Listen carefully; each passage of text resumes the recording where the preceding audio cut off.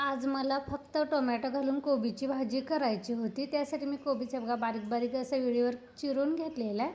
त्यापूर्वी मी काय काय केलं हे सांगते. इथं चपात्या झालेले, दूध गरम करून झालेले आणि नीलला लाल बटाटा असा फ्राय केलेला आवडतो, तो पण माझा त्याच्या डब्यापुरता बनवून झालेला आहे. तर इथं एका बाजूला चहा ठेवलेला आणि एका बाजूला आता आपण कोबीची भाजी फोडणीला टाकूया.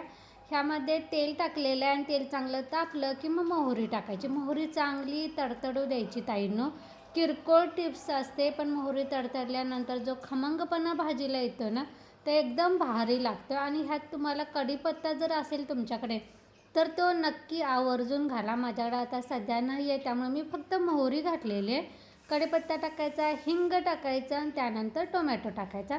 टोमॅटो चांगला तेलामध्ये विरघळूपर्यंत भाजायचं. ह्यामध्ये मी हळद पण टाकलेली आहे. तुम्हाला दिसलं असेल तेलामध्ये टोमॅटो विरघळलेला. त्यानंतर धुतलेला कोबीज, तुरीची डाळ नसेल तर मुगाची डाळ टाकायची. त्यानंतर तिखट, मीठ टाकायचं आणि कोथिंबीर टाकायची. मस्तपैकी परतून घ्यायचं. गॅस बारीक करायचा, त्यावर झाकण ठेवायचं आणि झाकणावर थोडंसं पाणी ठेवायचं, म्हणजे कोबीची भाजी आपली करपून यायसाठी. आणि वाफेवरच बारीक गॅसवर कोबी छानपैकी शिजवून घ्यायचा. तर भाजी झाल्यानंतर इथं बेसनमध्ये भांडी वगैरे पडली होती, ती सगळी आवरायला घेतली. त्यानंतर नीलचा डबा पण माझा भरायचा होता.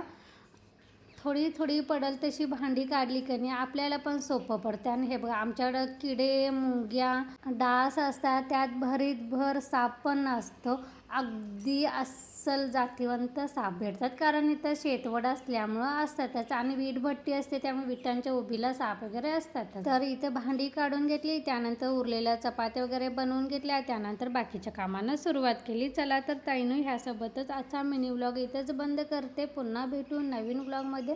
तोपर्यंत धन्यवाद.